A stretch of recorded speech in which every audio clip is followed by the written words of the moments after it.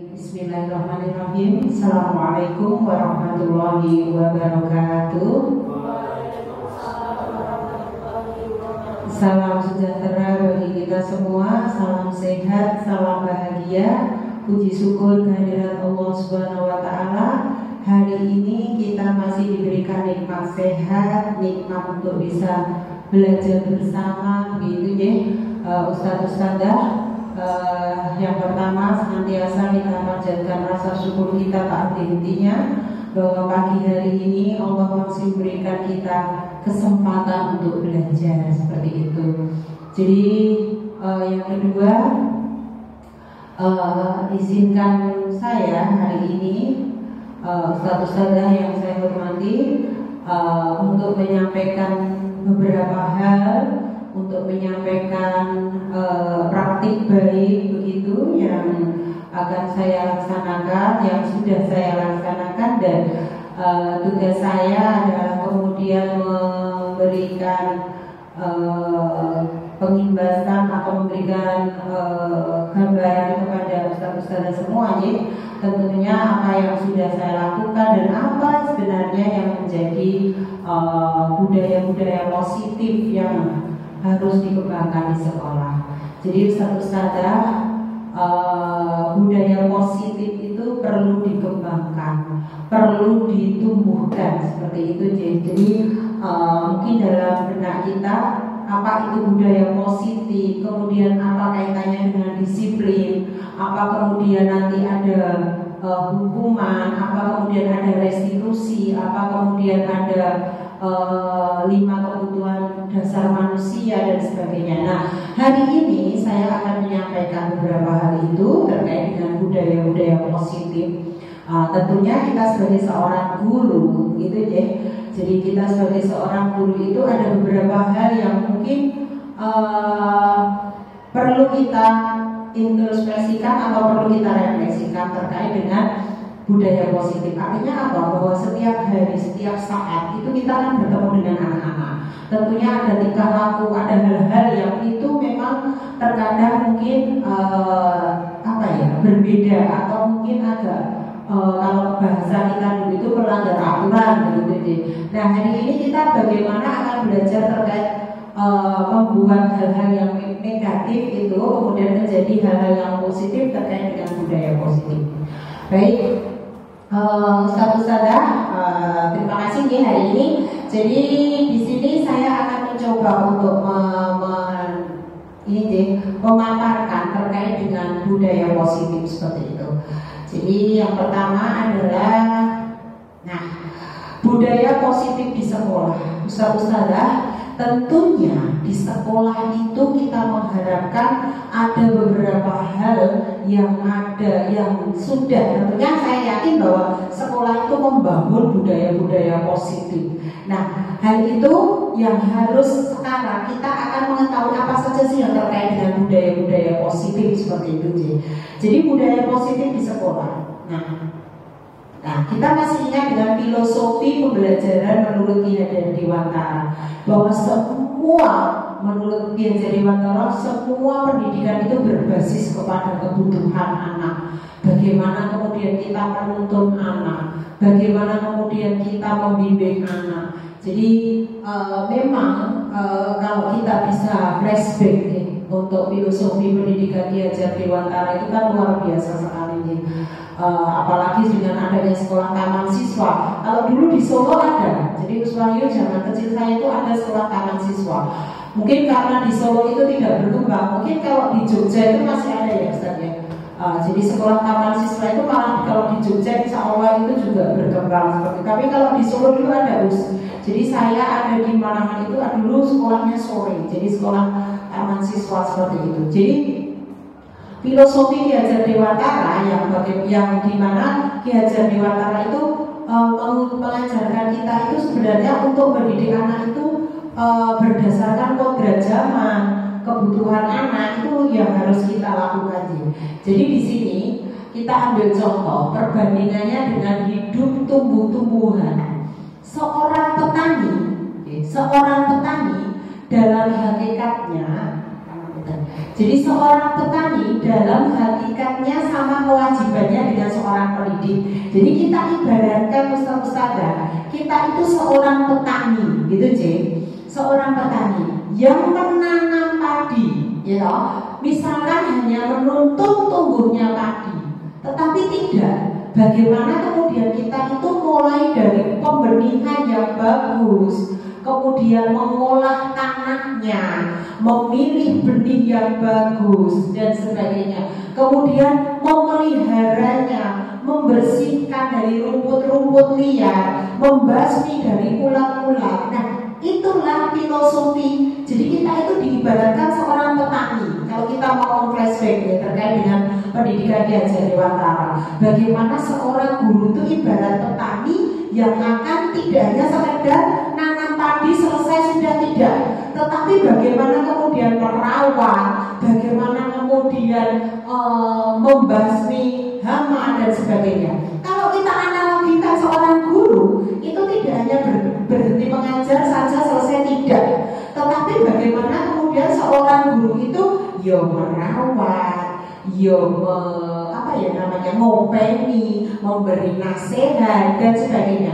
Tidak hanya berhenti menyampaikan transfer of knowledge, tetapi bagaimana guru itu juga sebagai seorang ibu, sebagai seorang ayah, yang kemudian seorang ibu, seorang ayah itu punya kewajiban untuk membimbing, meluruskan, mengarahkan, seperti itu ya, menuntun. Apalagi mungkin kalau kita lihat ya, di kelas 1 tentunya, yang panjenengan ngasko di kelas 1 itu luar biasa. Kalau di kelas 1 itu, jadi beliau seperti Gus Wahyu itu pengalaman di kelas 1 mungkin sudah hampir 23 tahun, jadi tahu persis bagaimana membimbing, mengarahkan kepada anak-anak. Bahkan beliau itu sempat mengatakan bahwa di kelas 1 itu sebaiknya memang fokus pada penanaman karakter, seperti itu. Dan itu memang benar adanya apa yang disampaikan oleh filosofi dari Ki Hajar Dewantara. Seorang guru tidak hanya selesai dan transfer of knowledge selesai, enggak,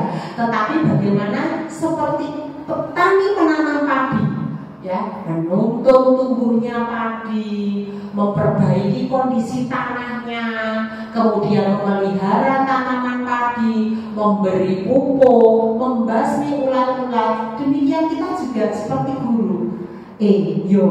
Transfer of knowledge, membimbing anak yang terkadang mungkin seenaknya sendiri, atau membimbing anak yang memang pemahamannya harus mungkin 2 kali, 3 kali, seperti itu Ustaz-Ustazah. Jadi saya harapkan Ustaz-Ustazah itu kita kembali merefleksikan diri kita. Apakah kita sudah melakukan seperti itu? Apakah kita hanya cukup datang, masuk kelas, ngajar, selesai? Nah, apakah itu kita? Tentu tidak. Harapan kita sebagai seperti seorang petani, mengolah tanahnya, membuat bibitnya, seperti itu ya, bisa-bisanya ya.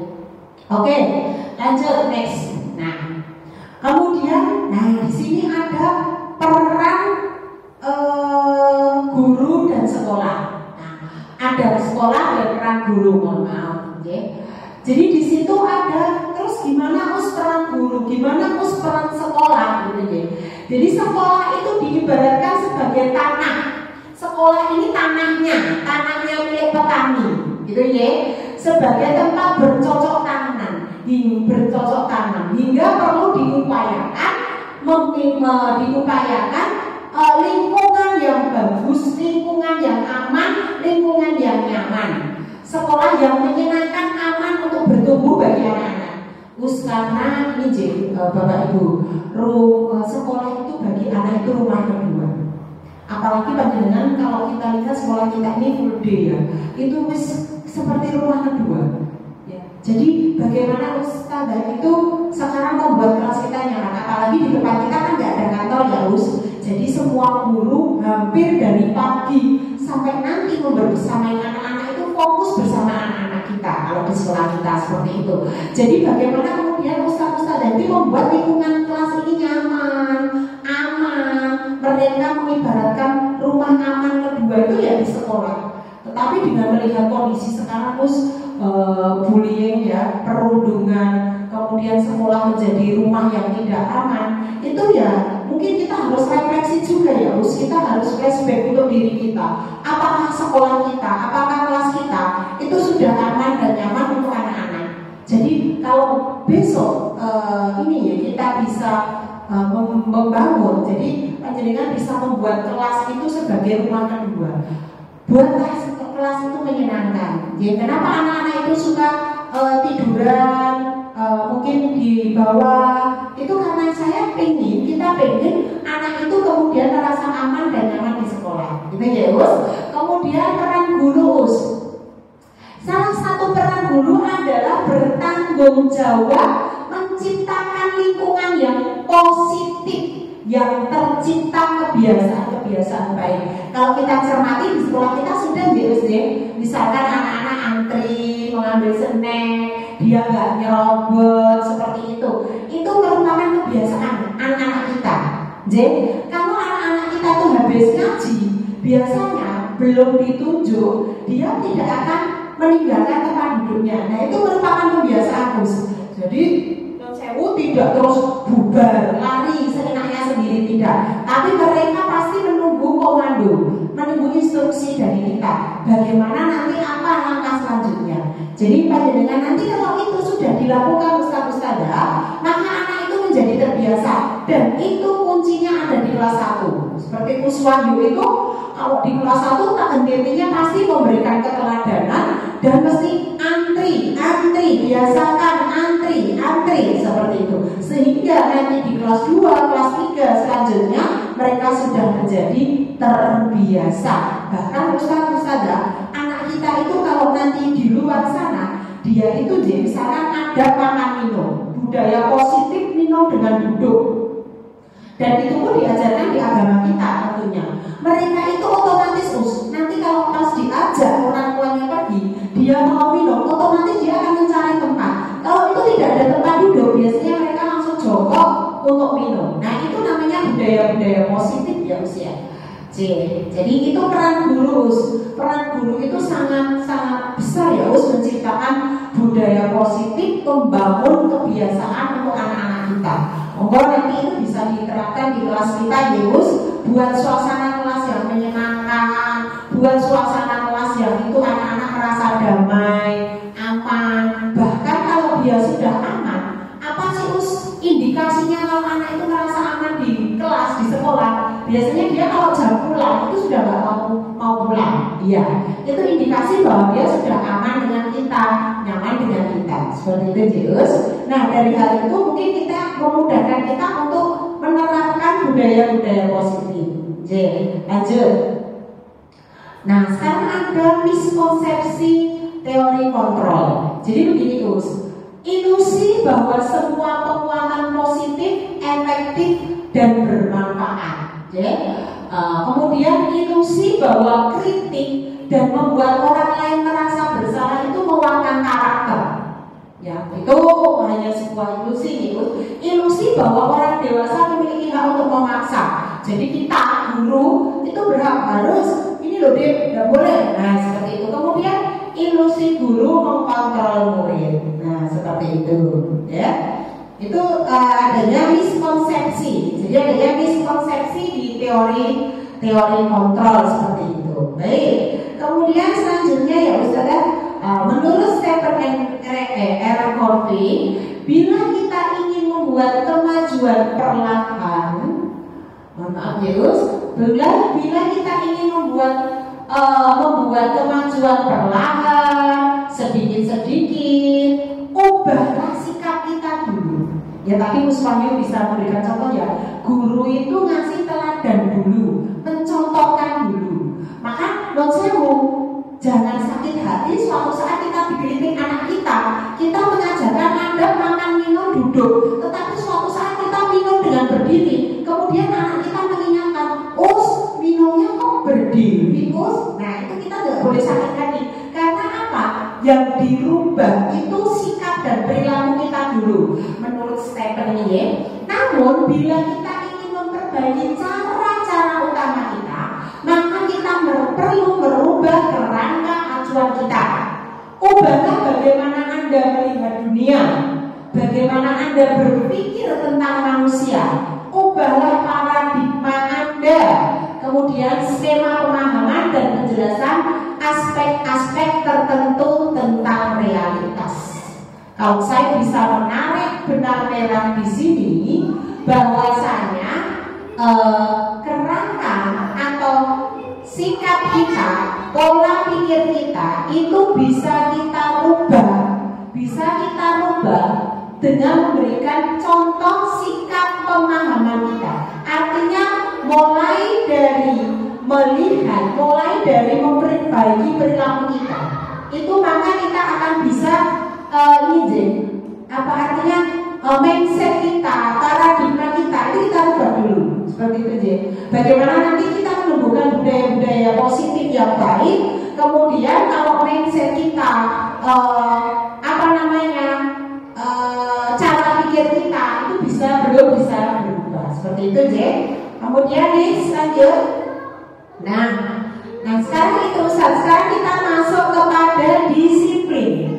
Apa itu disiplin? Nah, sekarang kita bahas tentang disiplin. Kita sering ya mengajarkan kepada anak-anak kita, Dek yang disiplin, Dek yang ini, Dek. Nah, sekarang kita akan belajar tentang bagaimana apa itu disiplin. Nah, ya baik. Miskonsepsi terkait disiplin Ustazah. Nah, ada dulu dan kini, ya Ustazah. Kalau dulu kita mengungkapkan miskonsepsi terkait disiplin yang dulu, dalam budaya kita makna kata disiplin dimaknai menjadi sesuatu yang dilakukan seseorang pada orang lain untuk mendapatkan kepatuhan. Kita cenderung menghubungkan kata disiplin dengan ketidaknyamanan, ya Ustazah. Jadi dalam budaya kita makna disiplin itu dimaknai menjadi sesuatu yang dilakukan seseorang pada orang lain untuk mendapatkan kepatuhan. Jadi kita cenderung menghubungkan kata disiplin itu dengan ketidaknyamanan. Kemudian masa kini, ada masa yang dulu, ada masa kini. Kemudian sesuai perkembangan zaman, disiplin positif adalah menanamkan motivasi yang ketiga pada murid-murid kita, yaitu untuk menjadi orang yang mereka inginkan dan menghargai diri sendiri dengan nilai yang mereka percaya ya. Jadi ada ini mengembangkan disiplin itu pada dirinya sendiri seperti itu je. Kalau dulu disiplin itu cenderung anak-anak itu merasa tidak nyaman dengan kata-kata disiplin. Tetapi yang sekarang itu bagaimana disiplin positif itu tertanam kepada anak-anak kita. Kemudian menjadi kita berharap mereka menjadi orang yang menghargai diri sendiri dan kemudian dengan nilai-nilai yang mereka percaya. Oke, baik. Nah, sebagai pendidik, tujuan kita itu adalah menciptakan anak-anak yang memiliki disiplin diri. Jadi membangun disiplin dari diri anak. Tidak kemudian kalau dulu zaman kita mungkin dulu ini harus ada, yang penting ada aturan seperti ini, aku harus seperti ini. Tetapi tidak untuk sekarang. Bagaimana kita membangun disiplin itu dimulai dari diri anak-anak kita. Jadi sebagai pendidik, tujuan kita adalah menciptakan anak-anak yang memiliki disiplin diri, sehingga mereka bisa berperilaku mengacu pada nilai-nilai kebajikan universal dan memiliki motivasi intrinsik bukan ekstrinsik. Harapan kita, motivasi anak-anak untuk disiplin itu tumbuh dari dalam diri anak-anak sendiri. Jadi kalau dulu itu kita seperti sambil dipaksa seperti itu. Tetapi bagaimana sekarang dengan budaya-budaya positif itu, disiplin itu tumbuh dari anak-anak itu sendiri. Kalau disiplin itu tumbuh dari anak-anak sendiri, harapan kita bahwa anak-anak itu akan secara sadar,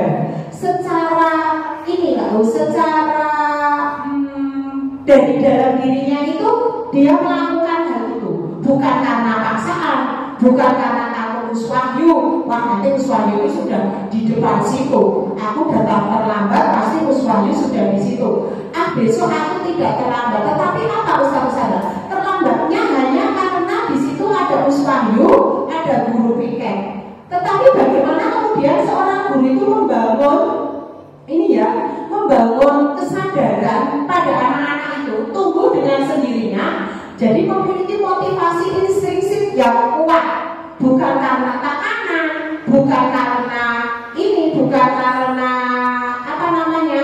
bukan karena dari luar, faktor-faktor dari luar. Seperti itu Ustaz. Kemudian lanjut next isnya. Nah, sekarang ada teori motivasi, ada hukuman, ada restitusi. Mungkin ini yang terbaru apa itu restitusi.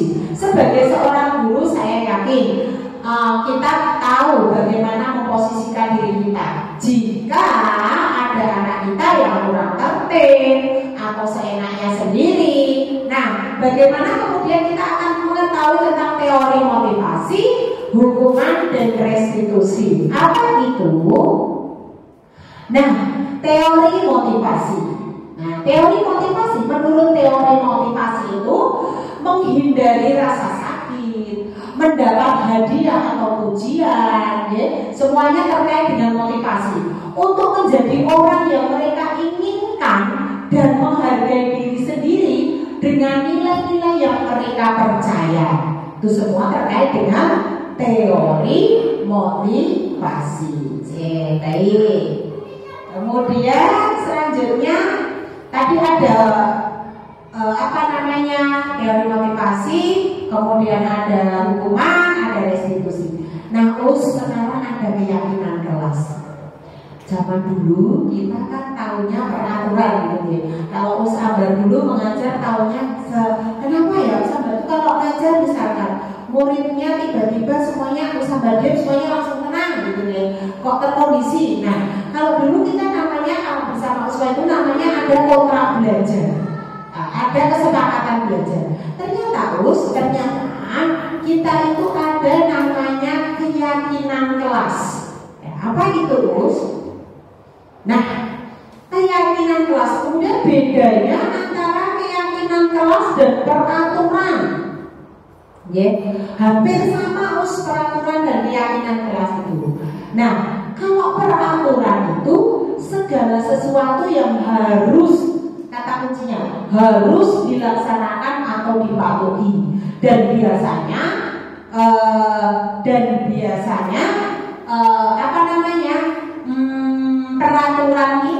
peraturan itu biasanya biasanya cenderung ada yang membuat gitu ya. Nah, kalau keyakinan kelas apa Nah, keyakinan kelas itu pernyataan universal yang dibuat dalam kalimat positif. Ya, suatu keyakinan akan lebih memotivasi seseorang dari dalam atau memotivasi secara intrinsik. Jadi kalau keyakinan kelas itu lebih pada anaknya usia kita gali. Tentunya kelas-kelas yang lain juga harus membuat keyakinan kelas. Coba nanti Ustazah cek nih. Misalkan keyakinan kelas yang pertama apa coba? Jadi anak-anak kita tawarkan, coba deh 1 tahun besok kita akan membuat keyakinan kelas apa? Dan keyakinan kelas itu nanti menjadi kunci saat kita restitusi. Misalkan apa ada anak yang tidak tertib, pelajaran melakukan restitusi, itu keyakinan kelas dikembalikan lagi, ditanyakan lagi, Dek, kamu ingat nggak keyakinan kelas kita? Ya keyakinan kelas kita dulu kita sepakat bahwa datang tidak boleh terlambat. Nah, sekarang apakah kamu sudah sesuai dengan keyakinan kelas kamu? Nah, hal-hal yang seperti itu Ustaz-Ustazah yang nanti kita akan kembangkan. Jadi wajib bedanya antara peraturan dan keyakinan. Nanti besok bisa diterapkan saatnya kita sudah memasuki dunia mengajar yang sesungguhnya. Yang pertama kita lakukan adalah membuat keyakinan kelas, gitu ya. Next, nah sekarang langkah membuat keyakinan kelas. Di sini ada beberapa langkah yang perlu kita perhatikan. Curah pendapat seluruh warga kelas tentang peraturan. Jadi keyakinan apa sih itu perlu. Kemudian mencatat masukan. Jadi kita catat. kemudian mengganti kalimat negatif menjadi kalimat positif. Nun sewu, kalimat negatif itu yang bagaimana sih? Misalkan kalimat negatifnya tidak makan minum di kelas, itu kan negatif ya, ada tidak. Nah itu kita positifkan, ya. Misalkan makan minum saat istirahat. Nah itu menjadi kalimat yang positif. Jadi yang mengatur unsur-unsur tidak, besok kalau membuat keyakinan kelas jangan dipakai, ya. Tidak datang terlambat. Nah itu kan ada kata yang negatif tuh ya. Bagaimana kemudian kita membuat positifnya? Misalkan datang tepat waktu. Itu ya. Jadi kalau membuat keyakinan kelas itu hindari kalimat negatif dan itu dibuat bersama-sama us. Kalau kelas atas kan bisa mereka mengungkapkan pendapat, tetapi kalau kelas kecil ya harus dipandu gurunya. Itu ya. Kemudian meninjau kembali peraturan dan merujuk pada keyakinan yang disepakati. Menyusun 3 sampai 7 keyakinan. Jadi di kelas itu boleh 3, boleh 4, boleh 7. Nah, itu nanti saat panjenengan mau ngajar itu diingatkan. Jadi panjenengan misalkan besok mengajar ya. Itu misalkan kita ingatkan dulu, Dek, ada keyakinan kelas di kelas kita, ada coba kita bahas dulu keyakinan kelas. Nah, hari ini Ustazah mau mengajar, kita ingat keyakinan kelas kita. Nah, misalkan di situ ada keyakinan kelas yang panjenengan tekankan, memperhatikan guru saat mengajar, itu ditekankan. Dek, di situ ada keyakinan kelas memperhatikan guru saat mengajar. Berarti nanti saat Ustazah mengajar, Ustazah rujuk kembali kepada keyakinan kelas. Kalau ada anak yang tidak memperhatikan, berarti sudah tidak sesuai dengan keyakinan kelas. Itu bisa dipraktikkan saat panjenengan bisa mengajar, begitu ya. Kemudian pada kelas menyetujui dan menandatangani. Nah, biasanya di kelas-kelas itu ditempel, ditandatangani, ada yang jempol, ada yang ini cap jari. Terus kemudian pendalaman keyakinan kelas. Baik, sekarang kita lanjut kepada kebutuhan dasar manusia. Kebutuhan dasar manusia itu ada 5.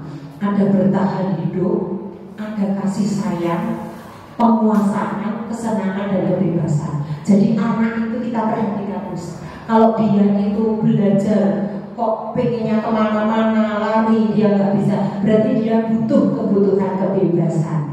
Kemudian dia kemudian pengennya bergembira, bernyanyi saat belajar kok terlihat sedih dan sebagainya, berarti dia butuh kebutuhan dasar kesenangan. Itu harus diperhatikan, ya. Baik, begitu Deus. Kemudian lanjut. Nah, sekarang kita masuk kepada 5 posisi kontrol guru. Sebagai guru, mari kita refleksikan diri kita. Apa sih yang sudah kita lakukan? Apakah kita sebagai penghukum? Apakah kita sebagai teman? Apakah kita sebagai pemantau?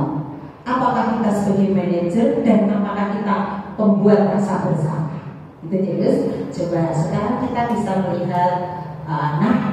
Sekarang kita perhatikan dulu karakteristik posisi kontrol. Yang pertama penghukum. Jelas di situ seorang penghukum itu bisa menggunakan kekuatan positifnya. Apalagi guru gitu ya. Wah, jelas punya power gitu kan sebagai posisi penghukum. Kemudian memberi rasa bersama. Ustaz dari sedih deh kamu gitu. Dan nanti Ustaz loh yang dimarahi bapak kepala sekolah. Dan itu akan menanamkan kepada anak-anak mereka memiliki membuat mereka merasa bersalah. Itu ada posisinya. Kemudian posisi teman. Jadi kita memposisikan sebagai teman. Lah piye, lah mau ya wis kene. Nah, itu sebagai posisi teman ya. Posisi teman pada guru biasanya negatif ataupun positif.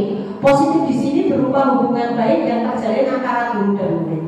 Kemudian yang selanjutnya adalah posisi pemantau. Memantau berarti mengawasi. Pada saat kita mengawasi, kita bertanggung jawab atas perilaku orang yang kita amati. Posisi pemantau berdasarkan pada peraturan dan kompetensinya. Biasanya, kan udah tahu peraturan seperti itu, biar tahu kamu, nah seperti itu. Kemudian posisi manajer. Manajer adalah posisi di mana guru berbuat sesuatu bersama murid, mempersilahkan murid bertanggung jawab perilakunya, mendukung murid agar dapat menemukan solusi atau permasalahannya. Nah, sekarang pertanyaannya, mana yang paling efektif? Kemudian posisi di mana kita berada di situ. Ya, lanjut next. Oke, baik, di sini ada video Deus.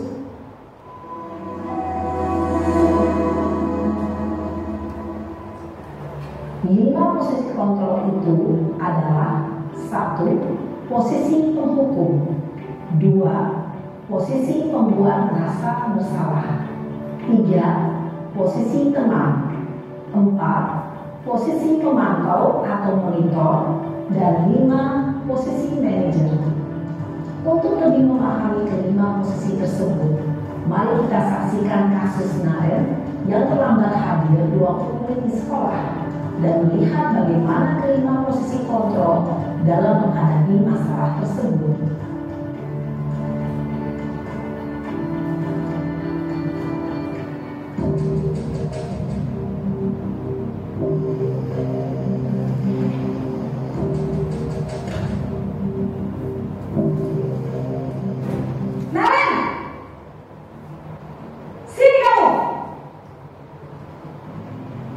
Selamat pagi, Bu. Selalu terlambat. Kamu deh, pasti terlambat. Maaf, Bu. Saya... Apa? Apa coba? Alasan kamu apa lagi? Kapan sih kamu tidak terlambat? Malas sekali ya kamu jadi anak. Saya... Dasar pemalas. Gak kapok-kapok sih kamu. Sudah berapa kali terlambat? Sana, kamu keliling lapangan basket 2 kali. Kenapa saya harus keliling lapangan basket, Bu? Kenapa? Kamu melawan ibu. Berani-beraninya jawab. Sudah terlambat, masih berani jawab enggak?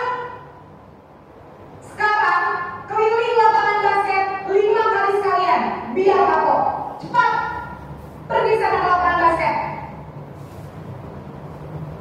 Posisi penghukum biasanya berbicara dengan nada tinggi, menghadap, menunjuk-nunjuk, menyakiti, dan menyindir.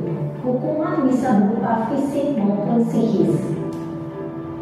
Ibu dan bapak guru hebat.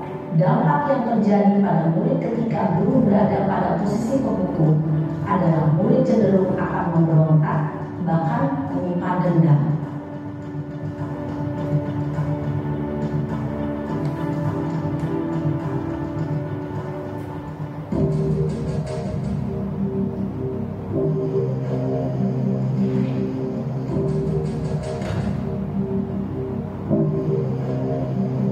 Naren!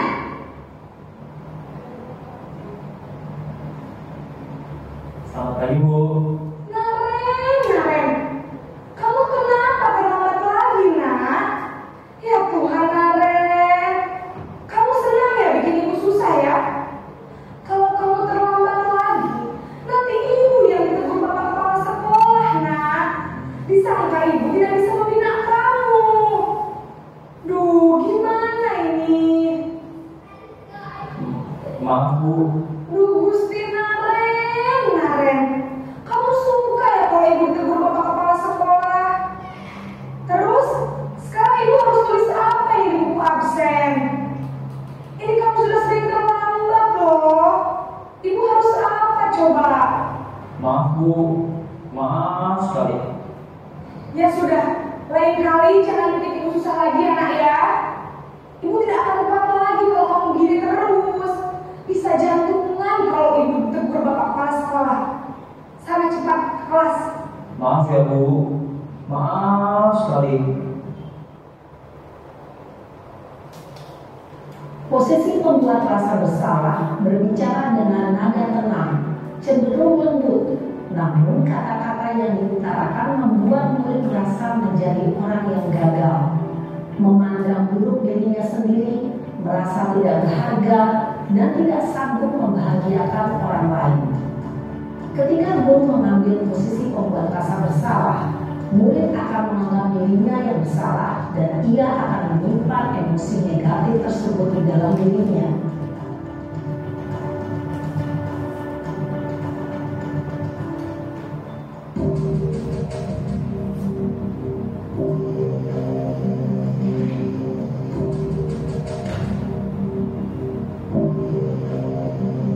Naren!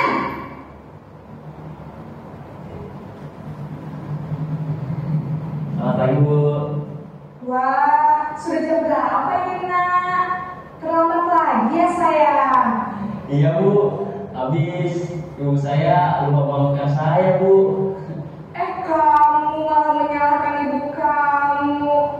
Kamu bukannya anak yang larinya paling kencang. Kok terlambat sih? Iya Bu, saya memang lambat bangun tadi. Jadi biarpun saya lari kencang, tetap gak kekejar Bu. Ya sudah sana, nanti lain kali larinya lebih kencang lagi ya, biar gak terlambat lagi. Bikin seneng ibu, demi ibu, bisa kan? Bisa Bu. Ya sudah sana masuk kelas, ibu beresin urusan absen kamu. Kamu ini ada-ada saja. Dalam posisi teman, guru berbicara dengan nada suara ramah, akrab, cenderung bersenda gurau untuk menjaga suasana tetap santai. Murid akan merasa senang, aman, dan akrab dengan guru. Identitas yang tercipta adalah identitas sukses atau berhasil. Namun, perlu diingat, karena ini masih dorongan eksternal, maka ada faktor ketergantungan dari murid kepada orang tertentu. Di sini guru absennya, sehingga di lain waktu murid bisa berperilaku baik, namun hanya kepada orang-orang tertentu saja.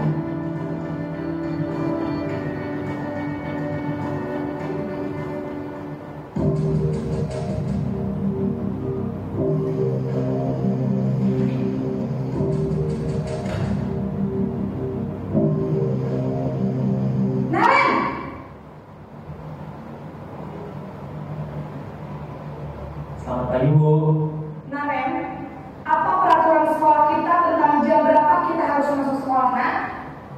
Kita harus di sekolah jam 7 Bu. Iya betul, sekarang sudah jam 7.20. Naren sudah tahu konsekuensinya jika terlambat hadir. Paham Bu, saya harus tinggal kelas pas jam istirahat selama 20 menit. Iya benar, konsekuensinya demikian. Jadi nanti jam 9.30 pas istirahat, kamu harus tinggal di kelas, kerjakan tugas tambahan untuk ketertinggalan kamu, ya? Baik Bu. Posisi pemantau mengandalkan penghitungan atau data untuk mengontrol murid. Guru mengarahkan murid berdasarkan peraturan dan konsekuensi. Seorang pemantau menunjukkan bahasa tubuh dan ekspresi wajah yang datar dan cenderung formal.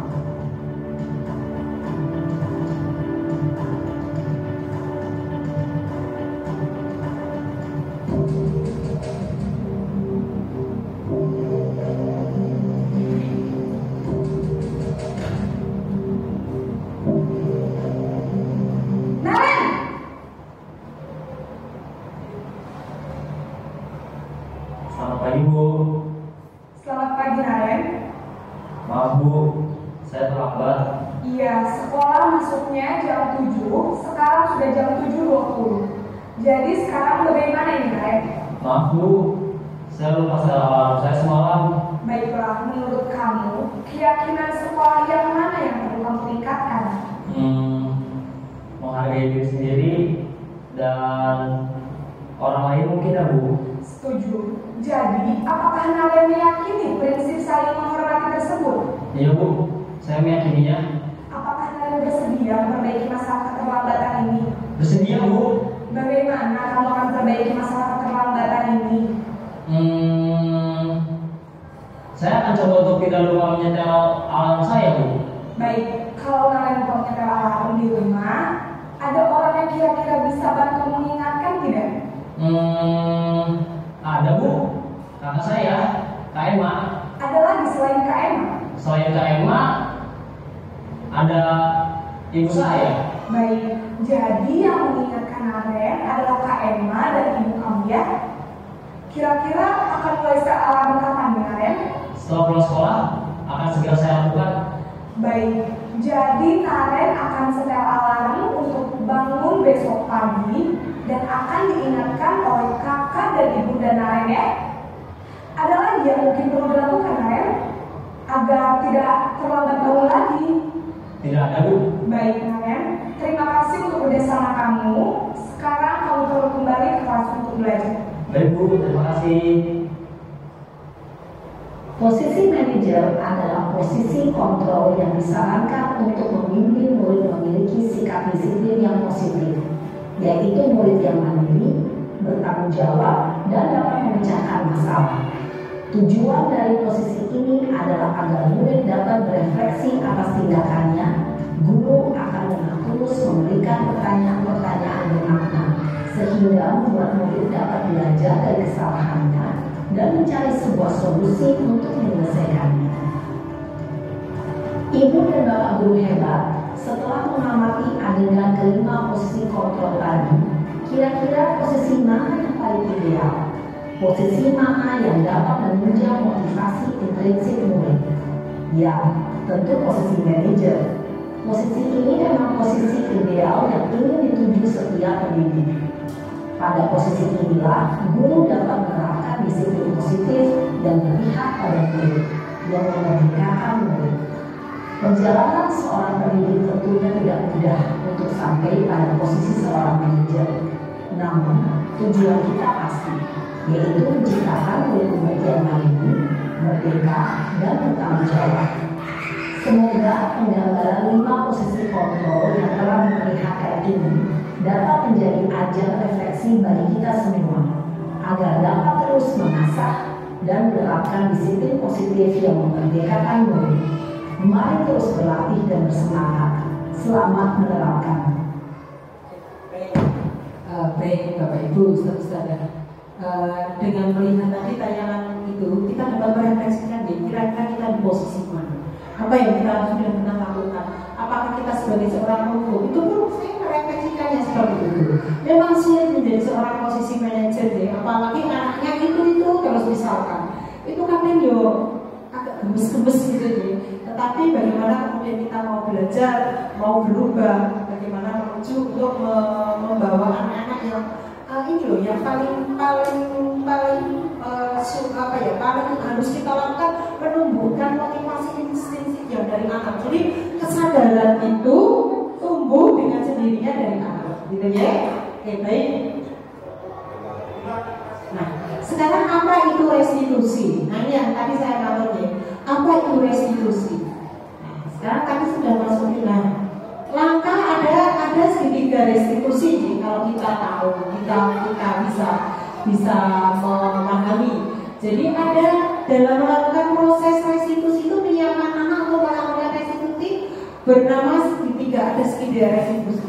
Dari mulai menyetabilkan identitas, kemudian validasi kesalahan, kemudian menanyakan keyakinan. Nah, itu yang membuat bagaimana nanti kita di posisi manajer itu adalah bagaimana kemudian kita melakukan bagaimana kemudian jika ada anak yang salah itu kita melakukan restitusi.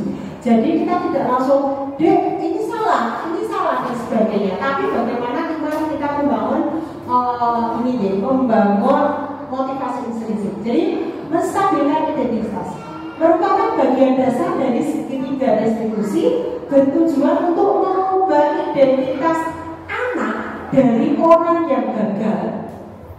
Jadi anak melakukan kesalahan itu dianggap anak yang gagal, kemudian gagal karena melakukan kesalahan menjadi anak yang sukses. Jadi dari anak yang gagal merasa dia itu tadi gagal, kemudian menjadi anak yang sukses. Nah, dalam menstabilkan, dalam validasi kesalahan biasanya pertanyaannya Yus, Dek, berbuat salah itu apa? Itu wajar, manusiawi kan gitu. Tidak ada manusia yang sempurna. Bagaimana kita membangun itu? Kemudian Ustazah juga pernah melakukan kesalahan seperti itu. Nah, kita bisa menyelesaikan ini. Kita tidak mencari kesalahanmu enggak, tapi bagaimana kita mencari solusi. Jadi pertanyaan-pertanyaan ini kemudian Bapak Ibu tidak mencari siapa yang salah, ya, tetapi bagaimana mencari solusi. Ya. Jadi kamu berhak merasa begitu. Apakah kamu sedang menjadi teman yang baik buat diri sendiri? Nah, hal-hal yang seperti ini. Oke. Kemudian, langkah selanjutnya validasi tindakan yang salah. Tindakan yang salah tadi kita validasikan. Nah, misalkan ini, Setiap tindakan yang dilakukan dengan suatu tujuan, yaitu memenuhi kebutuhan dasarnya. Misalkan tadi dia pinginnya nggak mau, pengennya kebutuhan dasarnya kebebasan kok, maka dia akan lari ke mana-mana. Tadi kembali lagi ke kebutuhan dasar, ada kebutuhan kebebasan. Dia lari ke mana-mana, dan itu nanti yang terjadi. Terkadang dia melakukan sebuah kesalahan seperti itu. Jadi, kemudian yang pertanyaannya apa Ustazah pada validasi tindakan yang salah? Biasanya pertanyaannya munculnya seperti ini. Padahal kamu bisa melakukan hal yang buruk ini dari ini ya. Tapi, nah seperti itu. Kamu pasti punya alasan. Dek, alasanmu kenapa sih, Dek? Ya, alasanmu kenapa sih melakukan kesalahan itu? Nah, kemudian setelah dia, tadi ini yo, tadi seperti ini loh. Aku itu pengennya cepet-cepet, makanya aku tadi itu nerobot. Pengen nggak main loh, jadi aku pengennya antrinya langsung nyerobot. Misalkan ada anak yang seperti itu. Nah, kemudian tadi ada anak yang seperti itu. Nah, kemudian setelah dia makan itu ada kalimat positif deh. Kamu itu patut bangga dengan dirimu sendiri. Kamu telah melindungi sesuatu yang penting dari perbuatan. Nah, seperti itu. Terus ada lagi contohnya, misalkan kamu boleh mempertahankan sikap itu, tapi kamu juga harus menambahkan sikap yang baru, misalkan. Ya. Kemudian yang selanjutnya adalah langkah segitiga restitusi yang terakhir adalah menanyakan keyakinan terus. Jadi keyakinannya itu kita bangun lagi, deh. Tadi ya seperti tadi si Naren ya. Naren kan yang di posisi manajer, tapi guru menanyakan kira-kira keyakinan kelas apa yang Naren Naren langgar kan seperti itu, oke? Apa yang bisa kita percaya sebagai ini bisa dicermati jadi pertanyaan-pertanyaannya seperti itu. Yang kalau kita lihat di video tadi tentunya kita bisa memahami bahwa posisi seorang manajer itu dengan segitiga restitusi tadi. Yang pertama apa tadi identitas ya, validasi, kemudian menstabilkan identitas, kemudian validasi tindakan yang salah. Tadi pertanyaannya sudah ada ya. Kemudian yang di sini yang terakhir adalah menanyakan keyakinan kelas, menumbuhkan lagi motivasi intrinsik yang dilakukan Bu Guru tadi kepada Naren yang di posisi manajer tadi Zeus itu sebenarnya sudah menerapkan segitiga restitusi dari mulai menstabilkan identitas, validasi tindakan yang salah, sampai pada menanyakan keyakinan kelas. Terus yang terakhir ini ada video penerapan segitiga restitusi. Coba yuk kita. Restitusi dikembangkan oleh pakar pendidikan gaya emosi berlandaskan pada teori kontrol Dr. William Blaser.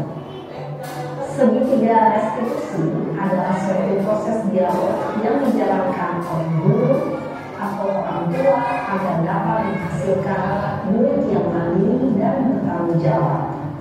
Pada saat guru di posisi manajer, aspek yang dikembangkan pada murid adalah motivasi intrinsik, sehingga penanaman nilai-nilai kebajikan dapat tumbuh dan berkembang menjadi suatu kebiasaan positif yang akhirnya membentuk karakter diri.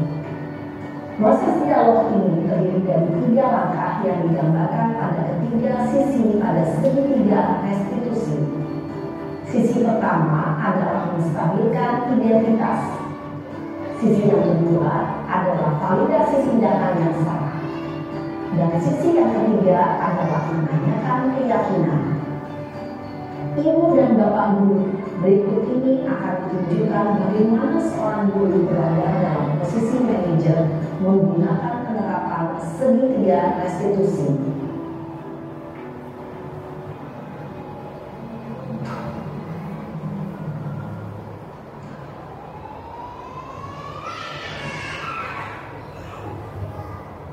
Siapa?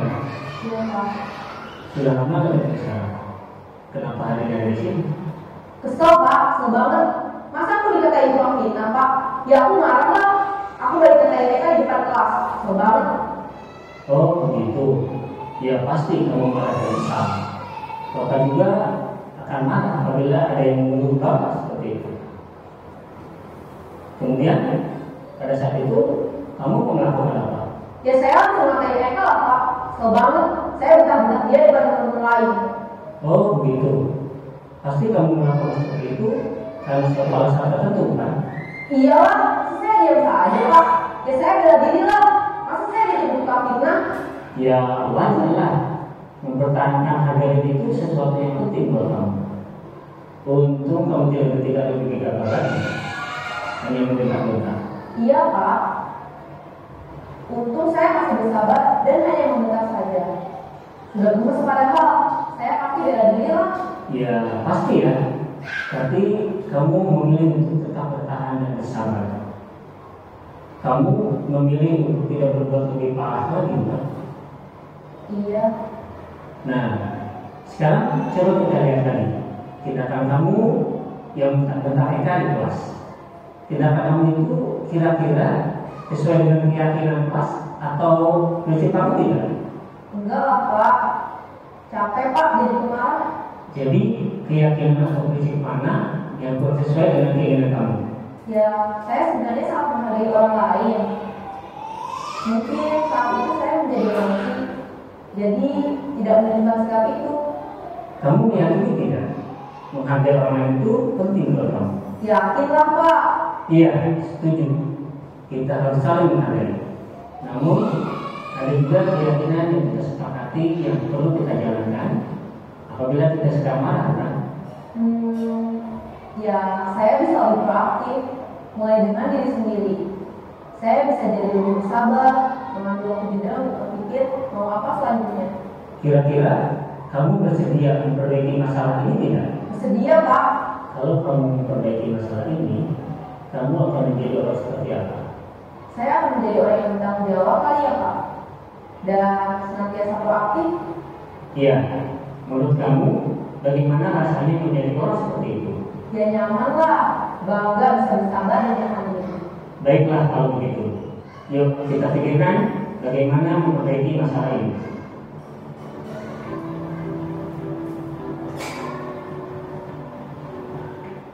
Baik, sekarang kalau kita sudah melihat video yang kita saksikan di Ustaz-Ustazah, kita sudah belajar bagaimana menerapkan segitiga restitusi. Sepertinya sangat indah ya. Artinya kalau motivasi itu muncul dalam diri anak atau murid peserta didik kita, muncul kesadaran mereka, bagaimana mereka menyadari akan kesalahannya, itu sangat luar biasa. Artinya apa? Itu akan melekat lama, gitu ya, akan melekat lama di dalam dirinya, sehingga dia tidak akan melakukan kesalahan yang sama seperti itu. Jadi kalau kita menantang diri melihat di posisi-posisi yang lainnya sebagai penghukum, sebagai pemantau di situ, itu sepertinya hanya saat itu dia mungkin iya, tetapi kalau kita menerapkan menjadi seorang posisi manajer dengan menerapkan tadi segitiga restitusi, tentunya itu akan memunculkan motivasi intrinsik dalam diri anak itu jauh lebih mengena daripada kita hanya menggunakan motivasi ekstrinsik. Artinya itu hanya sebagai kalau ibarat kita tuh berbentin-bentin ini, misalnya kita menggunakan ancaman-ancaman, dia kamu ini loh, nanti aku loh, nah dari itu sepertinya sepertinya itu motivasi hanya dari luar, artinya dia tidak akan dekat. Tetapi kalau kita tadi seperti yang dilakukan Pak Guru tadi, membangun motivasi intrinsik, itu akan lebih mengena. Jadi dia tadi benar-benar ya, kalau aku akan menjadi orang yang lebih bersabar, mampu menahan diri, marah kalau menjadi posisi yang pemarah gitu, dikit-dikit marah dan sebagainya. Kemudian penerapannya Ustazah. Nah, ini ada sebuah contohnya. Jadi hari itu tuh Sabrina bangun terlambat. Kemudian karena terburu-buru, akhirnya sampai di gerbang sekolah dia itu lupa nggak pakai sepatu hitam. Terus, nah di depan kemudian ada Pak Lukman, ya, ada Pak Lukman memperhatikan sepatu. Jadi dia sudah tahu Sabrina telat. Nah, kebetulan gelarnya kodarulahnya ini Pak Lukman lihat sepatunya Sabrina, wah, dan sepatu Sabrina itu ternyata berwarna coklat. Sabrina berusaha menjelaskan bahwa dia tadi terburu-buru dalam memakai sepatu. Pak Lukman menanyakan Sabrina, apa peraturan sekolah tentang seragam warna sepatu, Sabrina? Sabrina itu menjawab, sepatunya harus berwarna hitam, Pak. Tapi karena tadi keburu-buru, maka dia pakainya sepatunya coklat. Ya, Pak Lukman nggak mau tahu. Nah itu tadi guru itu power, sekarang nggak mau tahu, nah, seperti itu. Pak Lukman nggak mau tahu. Tetapi bahwa peraturan di sekolah itu ya mengatakan bahwa kamu itu melanggar peraturan sekolah, kamu salah. Nah sudah terlambat, salah pula pakai sepatunya, gitu kan? Sekarang buka sepatumu. Nah gunakan tidak usah pakai apa ya? Artinya dia si Sabrina disuruh lepas sepatunya, nggak usah pakai sepatu sampai pelajaran selesai, gitu kan? Sabrina itu sudah minta maaf dan mohon berkali-kali, tapi Pak Lukman bersikeras bahwa dia hari itu melanggar aturan. Pak Lukman nggak mau tahu, gitu. Nah, sekarang contoh sepatumu. Nah, kalau kita melihat seperti itu, jelas ya Bapak Ibu bahwa posisi guru itu sangat power, artinya kekuatan. Ya. Seperti itu. Coba kalau kita sudah sambil merefleksikan, bagaimana kalau dengan menggunakan segitiga restitusi, itu kan akan lebih indah, memunculkan motivasi instriksi kepada anak-anak itu jauh lebih mudah, jauh lebih bertahan lama daripada ini the power of guru, penghukum, penguasa. Guru itu pokoknya, kamu melanggar, itu aja bolehnya sudah otomatis ya. Kalau kita di posisi murid itu kan otomatis kita juga merasa takut, bersalah dan sebagainya.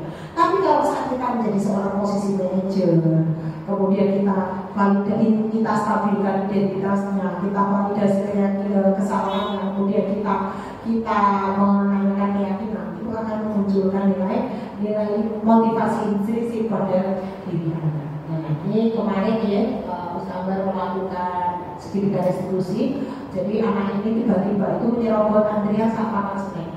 Ternyata setelah tanya Ustaz dengan menggunakan segitiga restitusi, anak itu alasannya hanya ingin cepat-cepat main. Anak-anak kan biasanya gitu, pengennya cepat main sepak bola atau yang lainnya, dia punya mainan, kemudian dia menyerobot antrian temannya, sehingga temannya itu nggak suka, nggak nyaman ya saat dia menyerobot seperti itu. Nah kemudian dilakukan dengan menggunakan segitiga restitusi. Kemudian dia memberikan pengantar, memberikan statement seperti itu ya. Anak ini kemudian ini penerapan yang kedua. Jadi anak itu makan minum, kebetulan makan minum di kelas gitu kan. Nah kemarin dicoba menggunakan segitiga restitusi. Nah ini budaya-budaya positif yang ada di sekolah kita seperti itu, Lus. Nah seperti itu yang saya sampaikan. Bagaimana kemudian kita bisa memanfaatkan ya, menggunakan budaya-budaya positif tadi, yaitu penerapan segitiga restitusi, kemudian 5 posisi kontrol guru, 5 basicnya, 5 kebutuhan dasar siswa, baik itu sebagai kebutuhan dasar manusia, yang salah satunya adalah kebutuhan dasar kebebasan, kasih sayang dan sebagainya. Kemudian kembali lagi tentang filosofi pembelajaran diajar Dewantara, di mana anak itu merupakan tujuan kita. Anak itu bagaimana kita bisa merubah pola pikir kita. Mulai sekarang kita bisa merubah mindset kita, merubah pola pikir kita bahwa anak-anak yang ada di hadapan kita ini anak-anak yang generasi yang telah akan menjadi anak yang meneruskan artinya cita-cita pendidikan Indonesia. Artinya kalau kita salah dalam memberikan penanganan, maka ini efeknya juga akan sampai besar, dan ini insya Allah akan menjadi pahala jariah buat kita. Kalau kita menanamkan konsep yang benar, artinya bahwa anak itu sampai besar nanti benar, maka itu akan menjadi amal juga buat kita. Jadi jangan sampai kita salah dalam memposisikan diri kita sebagai seorang guru. Artinya anak mungkin kita bisa menjadi teman curhat bagi mereka, itu sangat luar biasa, dan merasa bahwa di sekolah ini menjadi aman dan nyaman, menjadi rumah yang kedua, sehingga adanya bullying ataupun perundungan itu akan sangat atau jauh dari sekolah kita. Gitu ya, Ustaz. Demikian yang bisa saya sampaikan. Mohon maaf, terima kasih. untuk semuanya. Ya Ustaz-Ustazah, bersama kita akan maju dan bersama kita akan mencerdaskan bangsa. Terima kasih. Astagfirullahaladzim. Assalamualaikum warahmatullahi wabarakatuh.